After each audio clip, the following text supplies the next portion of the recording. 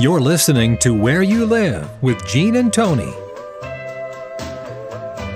Welcome back. This is Where You Live with Gene and Tony, and we're broadcasting from the Natural Green Lawn and Landscape Studios. We're brought to you by American Family Insurance, the Kim Bennett Agency, and Extreme Exteriors. You can count on Extreme Exteriors for expert installation of exterior siding, roofing, soffits, fascia, decks, windows, and more. With their knowledge and experience, they can design the perfect solution to make your home beautiful and energy efficient, saving you maintenance and money for years to come. Call Extreme Exteriors at 763-441-1334 and tell them you heard it here. It's time now to hear from the Community Associations Institute. This CAI Minute is brought to you by New Concepts Rental Management. Whether you're an accidental landlord or a seasoned investor, New Concepts Rental Management can help you achieve your financial goals. New Concepts Rental Management can advise and guide you through every aspect of the business. Give me a call, Tony Crockett, at New Concepts Rental Management, 952-922-2500.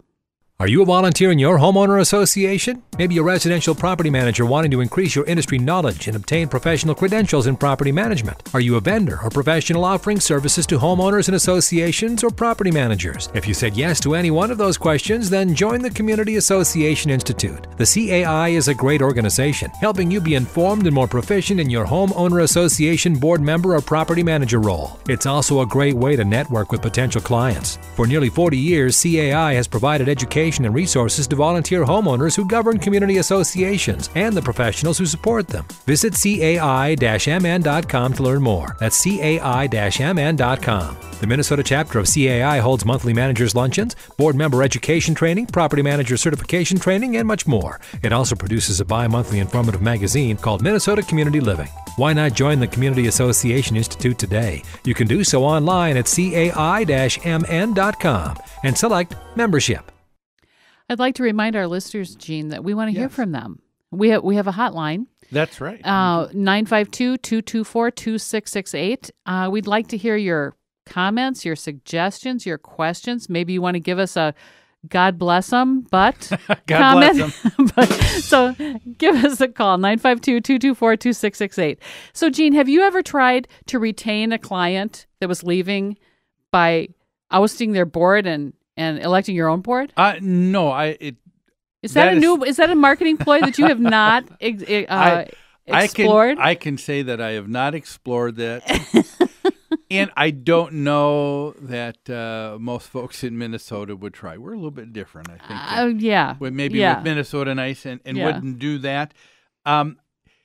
If what we're talking about here is truly that the association said, hey, look, or the association management company rather said, look, we are on the way out. There isn't another meeting. I would like to try and have a meeting of the homeowners and tell them that we're leaving. We were kind of hoping not to. We think we've done a good job. If so, please tell the board. Let your board know. That's fine. I agree. Some of the people on the board might have been upset, but if the property management company had that kind of meeting, that's fine. If, on the other hand, like the attorney said, that it comes out that it was a notice and it had all of the trappings of what looked like an official notice of an annual meeting. Yeah. No, it is clear in any state that has homeowner associations that the only people that are able to call a meeting for that entity, for that corporation, are the officers of that corporation, which would be the members of the board. Right, exactly. So I hope for the sake of the management company that's not the case. That they perhaps let's hope it was an overreaction to what went on. Yeah. The only other thing I'd like to say about this before we get to our next story, and that is, I just wonder about the wisdom in using the attorney to that degree to have an injunction to halt the meeting. It seems like an unnecessary expense. I think it would have been very easy to have had someone attend the meeting, a board member with the attorney, and say, folks, This is not an authorized meeting legal of meeting the board. of the members. So sure. nothing that Sure. takes place tonight Sure. is going to Yeah. count. Please read your governing documents. I don't know that it had to go to this, but That's a good point. But we'll see what happens.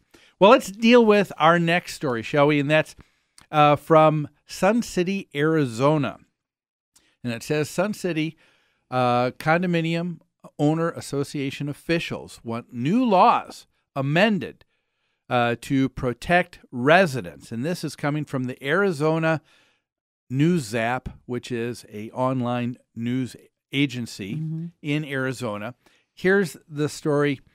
It says that residents living in homes or condominium associations could be charged unnecessary fees for services from their management companies.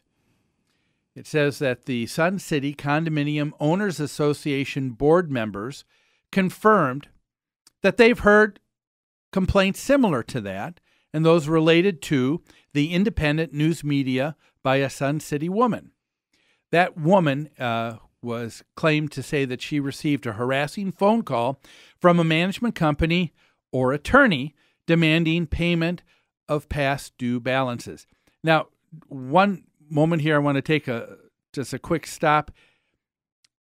This article is about management companies, right? Yes. And now it says that this woman claimed that the harassing call she received was from a management company or attorney. Okay. Doesn't that All right. seem to be kind of a big deal? Yeah, well, it certainly is to us. We're sensitive to that since management companies are being attacked here. But that's a big difference. Yeah, you know, it is. That's like saying to me, it sounds like whoever was representing the association in this exchange, which might be a management company because we're contracted agents. Yeah. And our contract says we communicate with members, or the association's attorney. So in either case, we were speaking for the association. But let me put it in another perspective here. Yeah. Someone says you are being charged with the murder of so-and-so, or not. Kind of a big deal. Or maybe your attorney did. Yeah, exactly. Okay. All right. Yeah, so I see. Anyway, the story goes on, and this I find interesting. It says, it is over alleged excessive fees, which is the subject of a class action lawsuit filed in U.S. District Court this last October. Alleged excessive fees by management companies. Okay. It was filed by Waters & Waters, a law firm, and also attorney J. Roger Wood. And the lawsuit is targeting 26 specific property management companies that do homeowner association management in Arizona and allege that they are gouging residents with unnecessary fees and are acting as attorneys without a license to practice law. The suit also alleges debt collection practices, act violations, and wrongful liens. And it goes on to say there is a gentleman who was a board president of the Sun City Condominium Owners Association, a Mr. Estock, and he apparently was in favor of this. He said he hopes that this lawsuit will inspire legislators to consider revising state laws to protect residents from these practices. You know, the article gets a little bit confusing. They're talking about unnecessary fees. They're also talking about debt collection, violations of the Debt Collection Protection Act or Practices Act. It's not unclear exactly what it is everyone's upset about. Are they upset about added fees that management companies charge in addition to their monthly management fee?